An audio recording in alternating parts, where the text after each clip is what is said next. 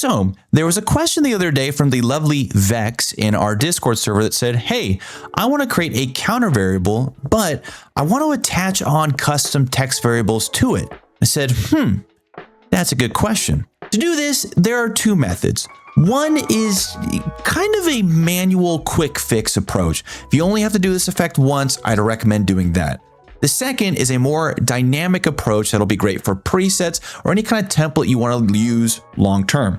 Now, this is going to be, I think, probably the third video I've done on counter type or changing text variable video. So if this is something that people want a full guide on, let me know. But we're going to start with a text plus title, not the text title, the text plus title, because we can right click, hit open in Fusion, or I have my map to the X key. And we get our nice template node ready to go. So in order to make a changing number appear on screen and have some changing text appear next to it, we've got to do a few things. First, I'm going to collapse my spline menu and I'm going to expand the inspector. If you've done any kind of counter variable before, you'll know that in order to do so, we need to add in that control, meaning that we're going to actually add in another one of these sliders here on our text tab. Sounds complicated, not too bad to do. To do so, we're going to go up top to the template menu. And again, I have my template node selected here, and I want to right click on the actual bar up top here so that I can see edit controls. And this is a scary looking box that appears. But all that we're looking at here is controls to set up, well, a new control. So to do so, we're going to do something like this. Let's give it a name. I'm going to go ahead and type in counter. You could name this anything that you would like, except for something that's already been named and used on the node itself. So things like size, tracking, or other common variable names like center, I would avoid. We'd like this to be a number control, and we're going to want it to be on the text page. If you leave it as user, it'll generate a new page for it to populate on. Completely up to you. I want us to keep it on the text page. The final thing that we'd like it to be is a slider control, which will be something like this, right? Where we've got this little slidable option over there. That's it. Go ahead and hit OK. And now we've got this new counter variable that pops up down at the bottom. But when I change this, well, nothing changes on screen. You see, in order for us to display this variable, well, we got to tell the text field to display it. And the way that we're going to do that is with an expression. If you're unfamiliar, expressions are how we link things together. So if I right click on our text entry field and find the expression option, well, I could do things like take this little pick whip and connect it to our size property. And now if I were to change the size variable, well, not only is it changing the text size, but you'll notice that this number is the exact same as this number on screen. Let me go ahead and reset that real quick. So we could do the same thing where we pick whip it down on to counter, or we could just type in counter. And now, look at that. We have a number counting variable. Stay with me now. The next question is, well, I want to put some text next to it. So what if I wanted to say 0 seconds? To do that, we got to go back over to our expression field. And what we're going to do is we're going to add in a second term, a second variable, a second entry. To do so, we're going to separate our counter. We're going to delineate our counter variable with 2 periods. This is the separator term in Fusion. Anytime we want a new entry, a new type of something in the expression field, 2 dots. To type in some text, we're going to do that with quotations. So I'm going to do quotation space seconds, quotation. And I'm going to hit enter. And I made a very conscious effort to say the word space, because if we don't manually include a space, well, they're crammed right on top of each other. So again, quotation space seconds. So if we wanted to add something in front of this term, like time remaining, well, you best believe it's quotation time remaining. I'll do a little colon space quotation, and then to separate it, ... 2 periods. Boop. And there we go. I can change this number and it changes everything on screen.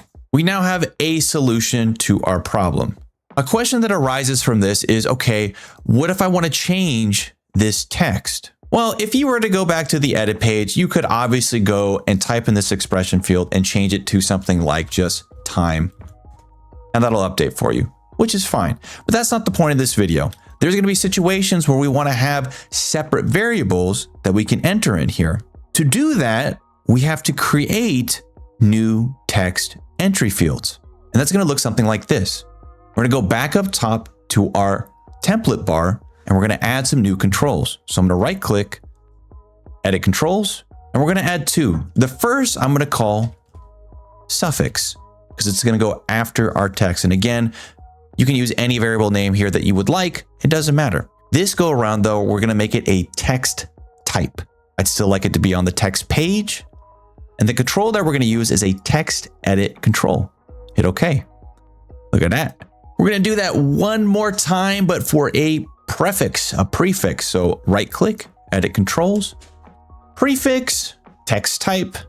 On the text page, we want a text edit control. Hit OK. Now, again, if I were to come in here and type in something like seconds or time remaining, nothing updates on our preview window because, again, the expression field isn't seeing these variables. It's not looking at them at all. So your hunch might be, okay, well, let's type those in. So I'll go up top here, type in prefix, ... counter, suffix. When you do so, not so lucky. Fusion gets mad at you and you get this big red box here. You see, there's variables in here that actually contain more information than just the one thing. A common example of this would be the center property. So if I add in a transform node here, the center property has both an X and Y variable associated with it. So if I were to go to our size property here, set up an expression for the center position to equate them, it doesn't work because what it's trying to do is look at both the X and Y value. So if I were to do something like type in center.x, now it's happy and now it updates. So in order to get this to work, we need to call in the text value. So I'm going to type in Suffix.Value and Prefix.Value. And there we go. Now, remember last time I called out specifically that we need to include spaces, so I'm going to do that again. I'm going to add a space before seconds, a colon, and a space after time remaining. And just like last time, it should update. Now, there is one more advanced workflow for this setup. A common question I get with counter variables is, well, what if I only want 2 decimal places? Well, to do so, we got to get a little bit more specific with our Lua terminology. So the expression that we need to use is this. We're going to say, hey, I want to generate some text, parenthesis, and I want it to be a string, meaning words, characters, letters. The first thing that I'd like you to call is our string variable, parentheses, S. The next thing that I want you to call is a float variable or a number variable, which will be our counter. But on this float variable, I want you to only have 2 decimal places. The third thing that I want you to call is our final string variable or our suffix, in quotes, comma, the names of those variables. So prefix, comma, dot, value, comma, counter, comma, suffix, dot, value. And there we go. And now we have 2 decimal places. I can even change this 0.2, something like 0.1, and it updates as well. I'll be sure to leave this expression along with the other one in the description. And before we finish, if you are trying to learn DaVinci Resolve and you need something a little bit more structured than bouncing around YouTube tutorials, well, we just finished an entire course that covers the essentials of editing and creating inside DaVinci Resolve. It's tailored to provide structure and help you feel confident with your editing decisions.